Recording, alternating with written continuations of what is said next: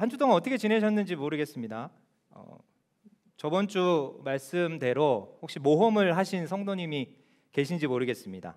그 모험을 하셨다면, 한 영혼을 구하기 위한 모험을 감행하고 계신다면 그 아름다운 이야기를 공유해 주시면 감사하겠습니다. 왜냐하면 2000년 전에 그 한 거라사 지방에 있었던 일이 그 일뿐만에서 그 일로 끝난 것이 아니라 지금 우리의 주변에서도 일어나고 있다는 사실을 보고 싶기 때문에 그렇습니다. 그것이 바로 신실한 하나님이라는 그 이름에 담긴 하나님의 뜻인 것이죠. 그때도 일하셨다면 지금도 일하실 수 있는 하나님, 우리는 그 하나님을 믿고 있습니다. 예수님과 제자들이 복음을 가지고 산을 넘는 것처럼 우리도 예수님의 복음의 말씀을 가지고 우리의 지역에, 우리의 가정에, 그 거라사인에게 간다면 예수님께서 만들어내시는, 제자와 함께 만드신 그 아름다운 장면이 우리의 인생 가운데서도 펼쳐지리라 믿고 있기 때문에 그렇습니다. 거라사인은 아직 우리 곁에 있습니다. 너무 가까이 있어서 너무 어둡게, 또 너무 가까이 있어서 너무 사소하게 생각했던 건지는 모르겠습니다. 예수님께서 거라사인을 만나 변화시키기를 원하셨다면, 어둠의 인생을 빛으로 바꿔내시기를 원하셨다면, 우리 주변에 있는, 가장 가까운 곳에 있는 그 거라사인도 하나님이 우리를 통해서 변화시키시고 또 그의 인생을 인도하시기를 원하고 계실 것입니다. 우리가 한 번에 한 사람씩 거라사인을 찾아간다면 그 거라사인의 이름은 바뀔 것입니다. 우리의 형제, 우리의 자매, 또 우리의 교회가 되게 되는 것이지요.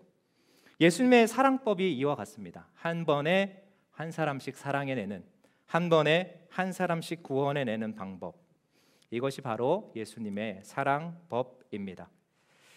오늘은 예수님의 사랑법 그 두 번째 시간입니다. 두 번째 시간으로서 좀 의미가 아직은 명확하지 않지만 먼저 이렇게 말씀을 드리고 시작을 하면 좋을 것 같습니다. 우리 함께 자막을 보면서 함께 읽어보면 좋을 것 같습니다.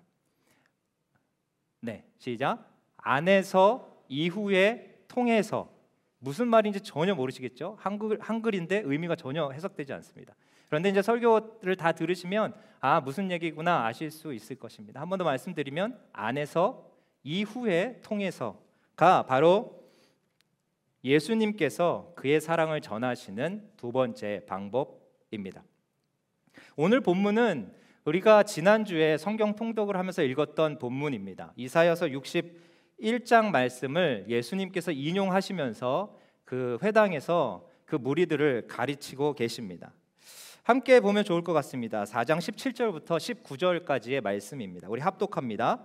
선지자 이사야의 글을 드리거늘 책을 펴서 이렇게 기록된 데를 찾으시니 곧 주의 성령이 내게 임하셨으니 이는 가난한 자에게 복음을 전하게 하시려고 내게 기름을 부으시고 나를 보내사 포로된 자에게 자유를, 눈먼 자에게 다시 보게 함을 전파하며 눌린 자를 자유롭게 하고 주의 은혜의 해를 전파하게 하려 하심이라 하였더라. 이것이 이사야서 61장, 지난주에 저희가 통독하면서 읽었던 말씀입니다. 이 말씀이 얘기하는 것이 무엇입니까? 구원의 때가 왔다. 그런데 구원을 전할 메시아가 도래했다라고 예수님께서 말씀하시는 것입니다. 21절에 보면 이에 예수께서 그들에게 말씀하시되 이 글이, 이사야가 얘기한 이 글이 오늘 이 말을 듣는 너희의 귀에 응하였다. 그러니까 나는 이 말을 이루려고 온 메시아다, 이것을 얘기하고 계시는 것이죠. 또한 예수님께서는 구원의 방법도 설명하고 계십니다. 그것이 25절부터 27절까지의 말씀입니다. 함께 보겠습니다.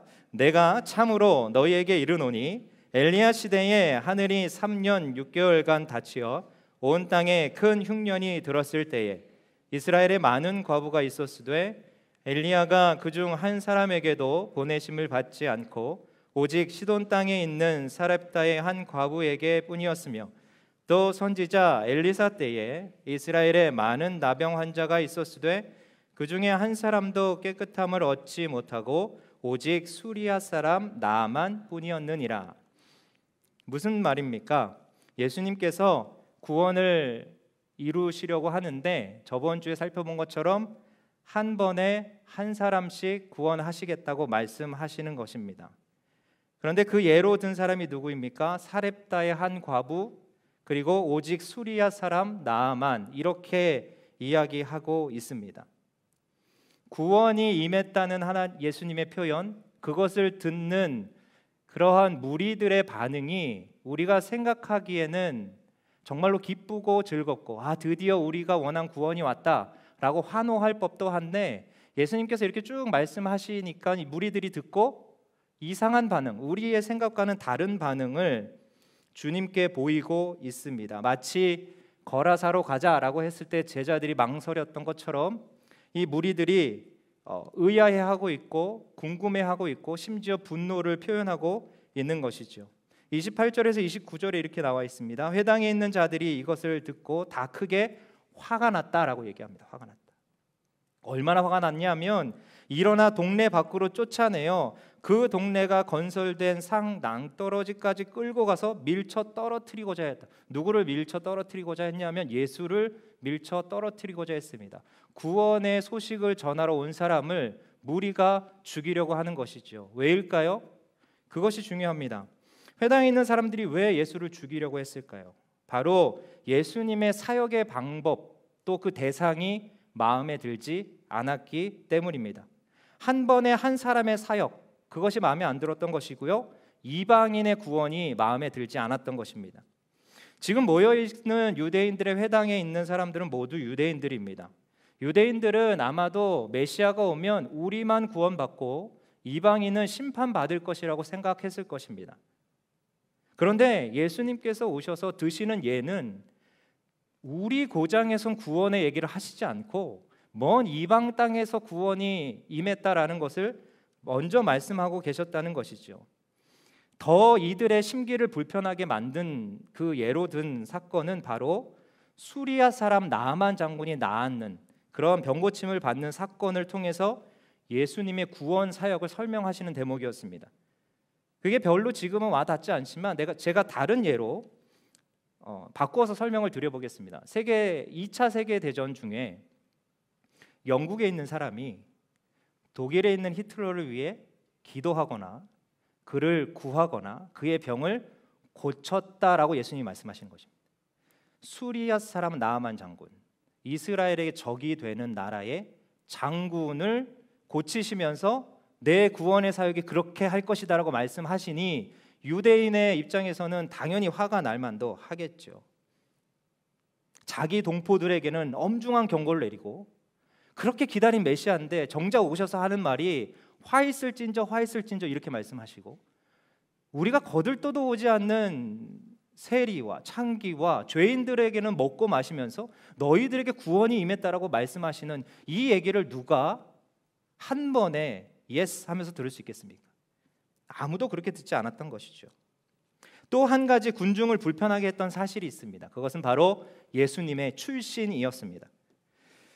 누가복음 4장 22절에서 23절을 보면 세 번역으로 이렇게 나와 있습니다. 우리 함께 보실까요? 시작. 사람들은 모두 감탄하고 그의 입에서 나오는 그 은혜로운 말씀에 놀라서 이 사람은 요셉의 아들이 아닌가 하고 말하였다. 그래서 예수께서 그들에게 말씀하셨다. 너희는 틀림없이 의사야 내 병이나 고쳐라 하는 속담을 내게 끌어대면서 우리가 들은 대로 당신이 가버나움에서 했다는 모든 일을 여기 당신의 고향에서도 해보시오 하고 말하려고 한다. 무슨 뜻입니까? 두 가지가 걸립니다. 첫 번째로 요셉의 아들이 걸립니다. 메시아는 절대 그렇게 올 수 없다라는 것이죠. 나보다는 좀 나아야 한다는 것입니다. 나보다는 좀 더 많이 배워야 했고 내 집의 환경보다는 조금 좋은 집, 그래야 그분과 더불어서 그분의 오른편 왼편에 앉으면서 나도 왕노릇 할 수 있으니까. 근데 나보다 못한 사람이 메시아라고 생각하면 어떤 생각이 들었겠습니까? 야, 우리가 저분 따라가면 저렇게 되는 거 아닌가? 요셉의 아들 아니야? 목수 아니야? 이렇게 생각했던 것이 유대인들의 첫 번째 생각이었죠. 두 번째로는 그들은 기적을 보고자 했습니다. 메시아면 기적을 보여줘라. 기적을 보면 우리가 믿겠다. 사실 이 말씀은 예수님을 비웃는, 조롱하면서 얘기하는 그러한 말인 것이죠. 자, 여기까지가 우리의 오늘 읽은 본문입니다. 잘 본문을 정리해 보면 우리가 생각하는 궁금증, 좀 우리의 기대와 다른 예수님의 구원의 방식을 세 가지로 정리해서 볼 수 있습니다. 첫 번째로는 왜 예수님께서는 회당에 모여 있는 사람들에게 구원을 선포하시지 않는가? 말씀을 잘 들으려고 있는 사람에게 야, 잘 모였냐? 들을 준비 됐냐? 구원이 임했다. 이러면 그들이 그 말씀을 받으면서 예수님을 찬양하고 예수님에게 영광과 찬송을 돌리지 않았을까요? 유대인들에게 마음을 얻으려면 이처럼 좋은 정서와 좋은 기회는 없었을 것입니다. 그런데 예수님께서는 그 산통을 다 깨버리시는 것처럼 그런 말씀을 하시는 것이죠. 두 번째, 예수님께서는 왜 굳이 이방인의 구원에 대해서 이야기하셨을까? 여긴 다 유대인들밖에 없는데. 마치 좀 적절한 예인지 모르겠지만 우리가 다 한국에 모여 있는데 제가 영어로 설교하는 것과 마찬가지라고 하는 것이죠. 하고 싶습니다. 네. 적절하지 않은 것이죠. 대상에게 적절하지 않습니다. 그런데 왜 그렇게 하셨을까요? 만약에 예수님께서 아브라함 예를 들었다면, 모세 예를 들었다면, 잘 알만한 유대인들이 정말로 되고 싶어하는 그 대상을 딱 얘기하면서 너도 이렇게 될 것이다 하면 유대인들이 막 환호를 지르면서 네, 메시아가 왔습니다 이렇게 얘기했을 것입니다. 하지만 예수님 그렇게 하시지 않는 것이죠. 그 사람들을 당장의 제자로 만들 수 있는 방법을 예수님은 택하지 않으셨습니다. 마지막으로 왜 예수님께서는 무리들에게 기적을 보이시지 않았을까? 많은 기적도 필요 없습니다. 아주 작은 기적, 예수님이 잠깐 몸을 이렇게 띄우신다든지 뭐가 있을까요? 갑자기 하늘에서 빛이 비친다든지 이런 간단한 기적만 보여줘도 이 무리들을 한 번의 제자로 만들 수 있는 그러한 기회가 예수님에겐 주어졌습니다. 또 그 기적을 통해서 예수님의 인식이 어떻게 바뀔까요? 나사렛 예수? 아니죠. 출신이 가려집니다. 그가 어떤 출신이었는지, 목수의 아들이었는지는 이제 온데간데 없고 그는 능력 많으신 하나님의 아들이라 일컬음을 당연히 받을 수 있을 것이었죠. 근데 예수님은 그것 안 하십니다. 이유가 뭘까요? 오늘 그것이 주제입니다. 왜 그렇게 하실까? 다행히 성경이 우리가 쑥 읽고 지나갔지만 성경이 아주 앞부분에 그 답을 이야기하고 있습니다. 누가복음 4장 18절입니다. 함께 읽어보실까요? 주의 성령이 내게 임하셨으니. 예수님 스스로 생각하는 것이 아닌 하나님의 생각을 이루어가는 게 예수님의 구원의 사역이었던 것입니다. 좀 더 자세히 말하면 예수님은 자신 안에 있는 성령, 그 성령이 지시하시고 말씀하시는 그 내용을 먼저 알아야 했습니다. 그리고 그 하나님이 지시하신 말씀이 예수 그리스도라는 인격을 통해서 구원의 사역으로 뻗어나가게 하시기 위한 것이 예수님의 사역이었다는 것이죠. 두 가지로 나눌 수 있습니다. 첫 번째, 그의 안이 채워져야 됐습니다. 두 번째, 채워진 것을 그대로 행할 수 있는 통로가 예수 그리스도였던 것이죠. 이것이 바로 안에서 이후에 통해서라는 말입니다. 아직 잘 모르시는 얼굴이십니다. 네. 앞의 사건을 보면 좋을 것 같습니다. 성경을 잘 이해하기 힘드시면 앞뒤 사건을 비교해 보면 그 성경의 내용을 조금 더 명확하게 알 수 있습니다. 오늘의 이 회당에 들어가시기 전에 예수님은 어떤 일을 감당하시냐면 광야에서 시험을 받으시는 그 내용이 바로 오늘 본문 앞에 붙어 있습니다. 예수님의 시험 장면은 예수님이 사역하시기 직전에 이루어졌던 일이었습니다. 우리가 알다시피 사탄이 예수님을 시험하는 조건들은 안에 있는 게 아니라 다 밖에 있는 것이었습니다. 한마디로 하나님께서 너를 통해서 뭘 하실 건지 나에게 보이라는 것입니다. 사탄의 명령은, 다시 말씀드리면, 하나님께서 널 통해서 뭘 하려고 하는데, 그래서 뭘 보여줄 수 있는데 라고 사탄이 그렇게 재촉하는 것이죠. 그래서 사탄이 이렇게 예수님을 시험하는 것입니다. 굶주려 있는 예수님에게 와서 돌이 떡이 되게 해라라고 말씀하시는 게 바로 그 뜻입니다. 결과를 보여줘. 뭔지 모르겠지만 하나님의 아들이라는 결과가 있어야 될 거 아니야. 너의 능력을 보여줘. 이렇게 말씀하시는 것이죠. 예수님께서는 그 자리에서 충분히 그렇게 하실 수 있으셨을 것입니다. 그런데 왜 안 하셨을까요? 그것이 하나님의 뜻이 아니었기 때문에 그렇습니다. 성경이 뭐라고 기록하는지 보십시오. 누가복음 4장 4절입니다. 예수께서 대답하시되 기록된 바 사람이 떡으로만 살 것이 아니라 하였느니라. 뭐가 중요합니까? 기록된 바. 나는 충분히 할 수 있는 능력이 있어. 나를 통해서 그 기적이 일어날 수 있어. 하지만 나는 그렇게 하지 않아. 왜? 나는 하나님의 명령을 따라 구원의 사역을 감당해야 하는 임무가 있는 사람이기 때문에 경거망동하지 않아. 너가 아무리 나를 비웃어도 내가 단순히 내 능력으로 처리하지 않는다. 이것을 말씀하고 계시는 것이죠. 예수님께서는 회당에 있는 무리가 생각하는 효율적인 방식, 또 합리적인 방식으로 일하시지 않습니다. 그 이유가 뭘까요? 하나님의 방식으로 일하기 원하시기 때문에 그렇다는 것이죠. 예수님이 인간의 방식으로 충분히 일하실 수 있으셨을 것입니다. 능력도 있으셨죠. 힘도 있으셨습니다. 기적도 있으셨습니다. 인간의 약한 부분을 파고들어서 그들을 단숨에 믿게 만드실 수도 있었겠죠. 근데 그것은 하나님의 뜻이 아니었습니다. 이것이 중요합니다. 또 잘 이해하고 계시지 못한 표정입니다. 어떻게 할까요? 네. 다른 근거를 또 대도록 하겠습니다. 오늘 본문과 동일한 본문이 마태복음에도 나와 있습니다.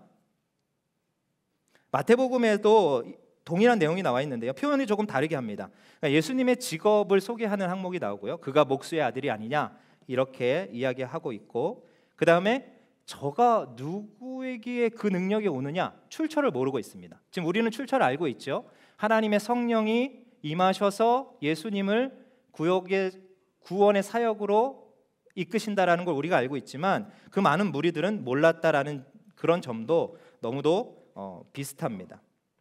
그런데 이 마태복음 본문 가운데 주목할 내용이 또 하나 있습니다.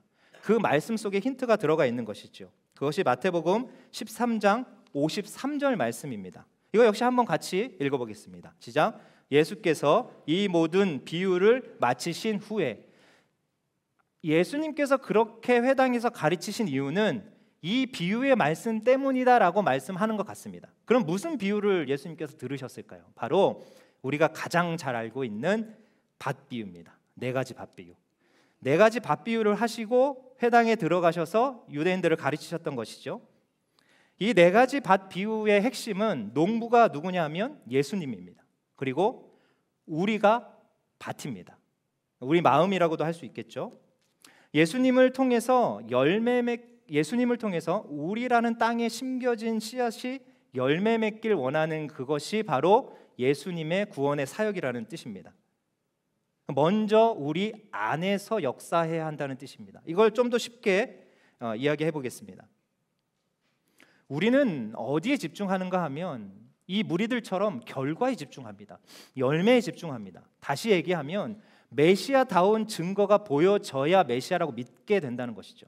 어떤 것들이 있을까요? 출신이 좋거나 뭐 흠모할 만한 것이 있거나 기적을 일으키거나 뭔가 이렇게 보여지는 열매가 있으면 그 사람을 믿을 수 있고 메시아라고 따를 수 있다라는 것입니다. 기적의 열매, 눈에 보기에 합리적인 열매. 어떻게 이렇게 어려운 문제를 합리적으로 해결하는가? 나는 그런 걸 해결 못하는데, 이런 지점에서 그를 메시아라고 여기고 있는 것이죠. 그런데 이 씨 비유, 밭의 비유를 통해서 예수님께서 말씀하시고자 하는 이유는 열매가 중요한 게 아니라 밭이 중요하다는 것입니다. 밭이. 예수님을 비유해서 설명해보면 뭘까요? 예수님이 하나님의 말씀으로, 보이지 않는 그의 마음이 하나님의 성령으로 가득 찰 때만이 올바른 열매를 맺을 수 있다는 뜻입니다. 그래서 밭의 비유를 듣는 백성들 역시 열매를 기대한다면, 구원을 기대한다면 너의 밭을 점검해라라고 말씀하는 것이죠.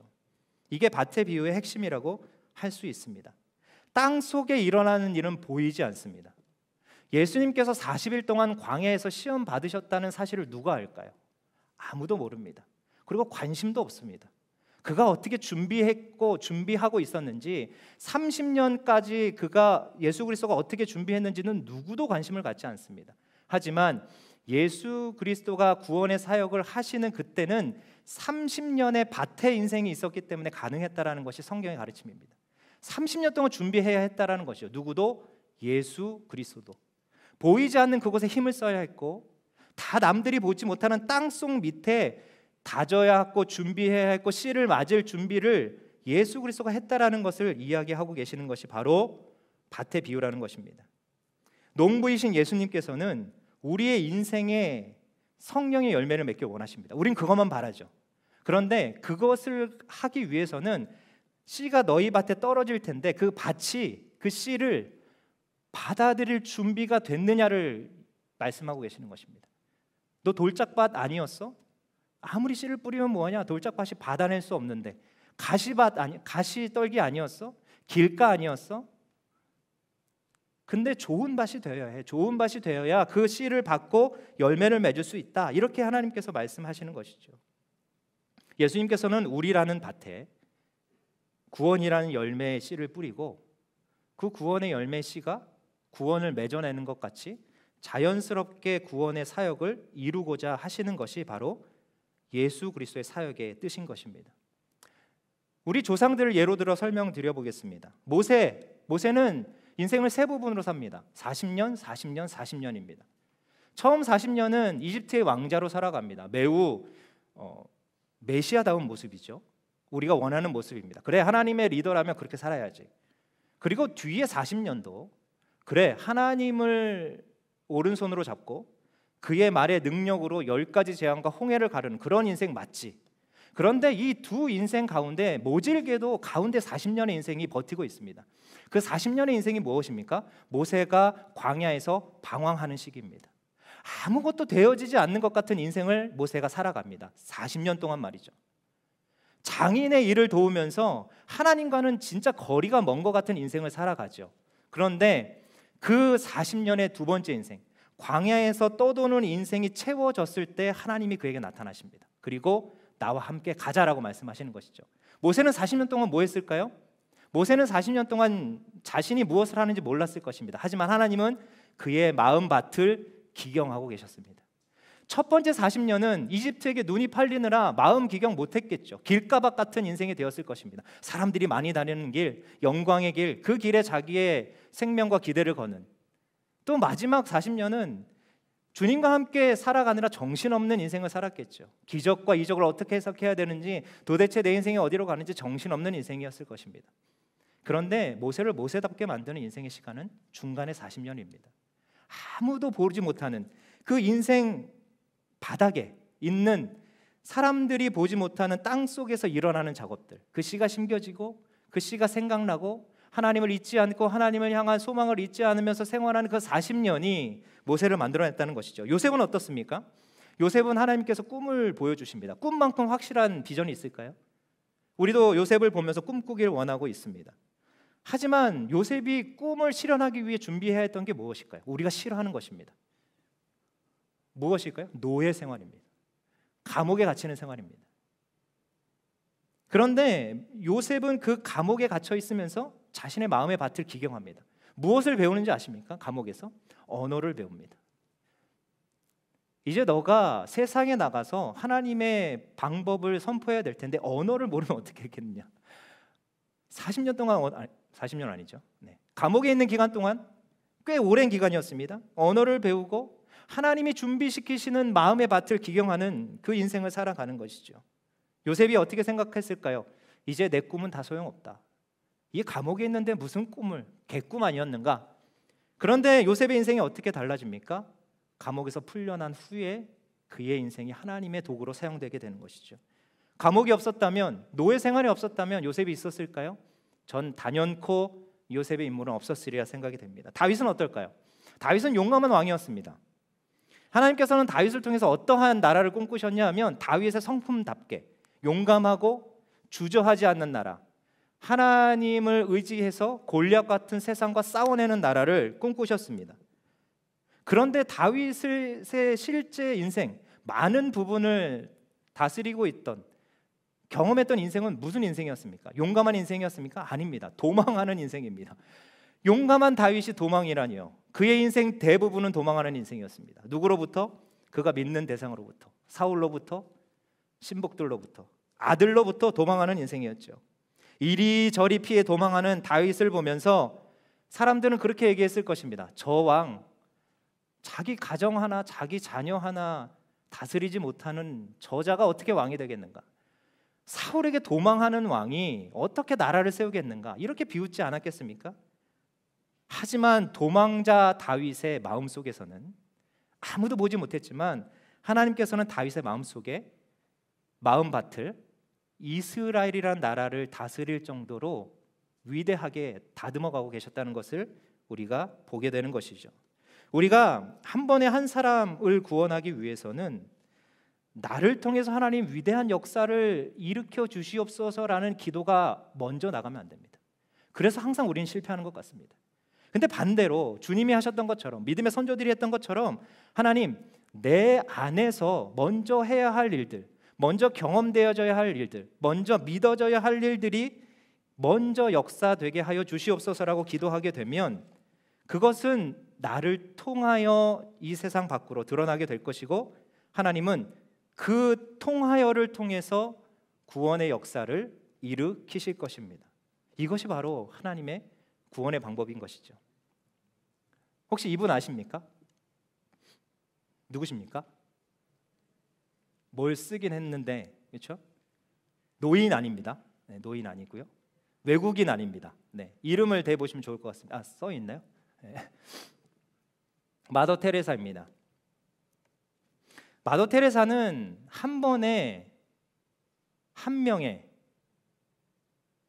한 사람을 구원한 대표적인 인물로 그려집니다. 어떤 기자가 이 마더 테레사와 인터뷰를 할 때 이런 질문을 던졌습니다. 당신은 아침에 일어나 무엇을 하십니까? 마더 테레사가 이렇게 얘기합니다. 기도합니다. 그러자 기자가 다시 묻습니다. 언제 기도를 시작하시나요? 하루 중에.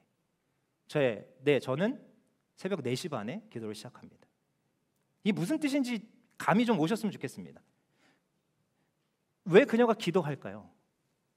그녀가 남을 돕는 일이 얼마나 자연스럽고 익숙했을까요? 아마 눈을 감고서도 할 수 있는 일이었을 것입니다. 근데 그녀는 그렇게 일을 시작하지 않습니다. 기도로 일을 시작하는 것이죠. 또한 기자가 궁금해졌습니다. 우리가 테레사에게 궁금했던 점, 유대인들이 예수님에게 궁금했던 점, 제자들이 예수님에게 궁금했던 그 점을 이 기자 역시 물어봅니다. 당신에게는 어떤 특별한 능력이 있습니까? 당신에게 어떤 특별한 열매가 있습니까? 이것을 물어보는 것이죠. 당신의 어떤 품성이, 어떤 능력이, 어떤 열매가 그토록 막대한 영향을 일으키게 만드는 원인입니까? 라고 테레사에게 이렇게 물어봅니다. 그러니까 테레사가 이렇게 대답하죠. 그 무엇도 제 일로 보지 않습니다. 모두 그분의 일입니다. 저는 그분의 손에 들린 작은 연필 하나에 불과해요. 생각은 그분이 하십니다. 글도 그분이 쓰십니다. 연필은 스스로 아무것도 하지 않습니다. 그저 쓰임 받을 뿐이지요. 무슨 말입니까? 하나님께서 내 안에서 행하시는 일을 바라는 기도, 나를 그냥 사용해 주시기를 바라는 기도, 내 마음이 먼저 움직이고 결정되어지고 감동되어지고 의지적으로 결단되어져서 하나님께 나아가는 그것을 테레사가 기도하고 있다라는 것입니다. 테레사의 가장 위대한 구원의 사역은 이 말로 정리가 됩니다. 나는 온 대중을 구원하려 하지 않는다. 다만 한 개인을 바라볼 따름이다. 왜일까요? 자신을 통해서는 대중을 구원할 수 없다는 걸 알기 때문에 그렇습니다.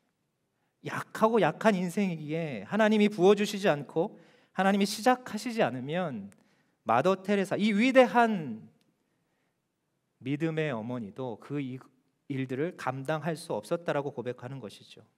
예수님은 구원의 사역을 감당하시기 위해서 하나님의 뜻을 구하셨습니다.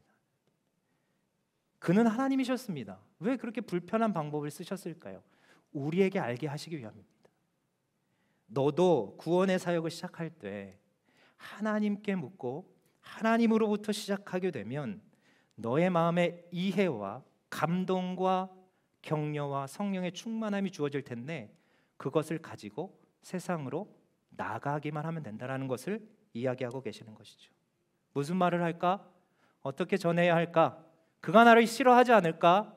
나를 비방하고 조롱하진 않을까? 기적을 보여줘야 되지 않을까? 돈을 쥐어줘야 되나? 선물을 줘야 되나? 이런 방법으로 구원이 이루어지지 않습니다. 하나님께서 우리에게 말씀하시는 그 말씀으로 말미암아 내가 먼저 동의가 돼야, 내가 먼저 이해가 되고 감동이 되고 하나님의 사역에 동참하게 될 때 구원의 사역은 시작되게 된다는 것입니다. 예수님의 구원의 사역은 십자가가 그의 핵심입니다. 어떻게 십자가를 감당하실 수 있었을까요? 내셔널 지오그래피나 그러한 히스토리 채널을 보면 십자가에 사람을 못 박는 것을 과학적으로 분석해 놓았습니다. 의학적으로도 분석해 놓았습니다. 얼마 시간이 지나면 어떠한 고통이 오고 몸이 어떻게 되며 어떻게 죽어간다는 것. 그래서 그들이 낸 결론은 십자가 처형은 인류가 만들어낸 최악의 형벌이다라는 결론을 내립니다. 예수님께서 이 십자가를 어떻게 지셨을 수 있을까요? 여러분들은 십자가의 구원이 합리적이라고 생각하십니까? 효율적이라고 생각하십니까? 당연히 그렇게 돼야 한다고 생각하십니까? 저는 매우 비효율적인 방법 같습니다. 매우 이해되지 않습니다. 매우 불합리적인 방법입니다. 그런데 왜 예수님께서 십자가의 방법으로 우리를 구원하셨을까요? 그게 바로 하나님의 뜻이기 때문에 그렇습니다. 만약 예수님께서 이 땅에서 자신을 통해서 내 힘으로 세상을 구원해내겠다라고 내 힘을 드러내셨다면 십자가를 지실 수 있으셨을까요? 그 고통이 얼마만큼 큰지 아시는 예수님께서 왜 그것을 당해야 하셨을까요? 저는 그 십자가를 통한 구원의 사역은 일어나지 않았을 것이라고 생각됩니다. 그러나 예수님은 그것을 지셨습니다. 어떻게 지셨을까요? 내 안에 먼저 하나님의 음성으로, 하나님의 뜻으로 순종했기 때문에 그렇죠. 예수님의 마지막 기도를 보십시오. 누가복음 22장 41절부터 44절까지 말씀입니다. 함께 보시겠습니다. 그들을 떠나 돌 던질 만큼 가서 무릎을 꿇고 기도하여 이르시되 아버지여, 만일 아버지의 뜻이거든 이 잔을 내게서 옮기시옵소서. 그러나 내 원대로 마시옵고 아버지의 원대로 되기를 원하나이다 하시니 천사가 하늘로부터 예수께 나타나 힘을 더하더라. 예수께서 힘쓰고 애써 더욱 간절히 기도하시니 땀이 땅에 떨어지는 핏방울 같이 되리. 기도의 이유입니다. 왜 그렇게 모든 일마다 예수님은 사사건건 기도하셨을까? 혹시 너무도 쉬운 일이라서 내 방식대로 처리해 버릴까 봐, 내 방식대로 처리해 버린 그 일이 어떻게 하나님의 나라의 해가 될지를 알고 계셨다는 것입니다. 예수님조차도 항상 어떤 일 전에 기도함으로 말미암아 자신의 안에 주님의 뜻이 성취되기를 원했다라는 것입니다. 한 사람을 구원하고 싶으십니까? 그 마음에 한 사람이 품고 계십니까? 그렇다면 기도하셔야 합니다. 내 안에 하나님의 뜻이 먼저 살아나고 그 살아 숨쉬는 성령님이 일하심으로 말미암아 그 사람에게 다가가야 합니다. 그래야 그 사람이 나를 통해서 하나님의 영광을 바라보고 나를 통해서 하나님의 뜻을 발견할 수 있기 때문에 그렇습니다. 혹 그 사람이 나를 보면 믿지 못할 것입니다. 그 사람이 내 외모를 보면 우리의 모임을 박차고 나갈 것입니다. 이 미련한 모임, 이 아무것도 없는 모임, 기적도 없는 모임을 보게 될 것이죠. 하지만 내 안에 있는 그리스도를 바라본다면 그들은 그들의 마음속에도 그 하나님을 모시기를 간절히 원하고 있을 것입니다. 나를 통한 구원의 방법이 비효율적이거나 비합리적이어도 상관없습니다. 기적처럼 놀랄 만한 능력으로 사람들이 돌아오지 않아도 됩니다. 왜냐하면 그저 연필로 사용되면 되기 때문에 그렇습니다. 누구의 손에 쥐어져 있는가가 중요한 것이죠. 내가 얼마나 열심으로 그들에게 가서 전해야 하는가가 중요한 게 아니라 내가 누구 손에 붙들려 있는가가 굉장히 중요한 것이죠. 내 마음속에 드러나는 말이 누구를 얘기하고 있는가가 중요하다는 것입니다. 내가 보여주고 있는 것, 내가 당신에게 헌신하고 있는 이유가 무엇 때문인지를 알게 하는 것이 중요하다는 것이죠. 열매는 하나님이 기르십니다. 열매는 하나님이 맺으십니다. 우리가 열매에게까지 관여할 바 없습니다. 우리 안에서 하나님의 사역을 시작한다면 하나님은 분명히 하나님의 때에 열매를 맺으실 것이라는 것이 성경의 증언 아니겠습니까? 믿음의 조상들이 다 그런 증언을 했습니다. 40년 동안의 모세 인생이 후에 이스라엘 백성의 구원을 만들어내는 것이죠. 깜깜한 감옥 속에 들어가 있는 요셉의 꿈이 많은 이스라엘 사람들을 기근에서부터 구원하는 귀한 구원의 사역이 되는 것입니다. 예수 그리스도가 십자가를 지시지 않으실 수도 있었는데 하나님의 뜻을 거스르지 않고 그 고난에 동참함으로 말미암아 지금 우리가 이 시간에 주님을 품을 수 있게 되었다는 뜻입니다.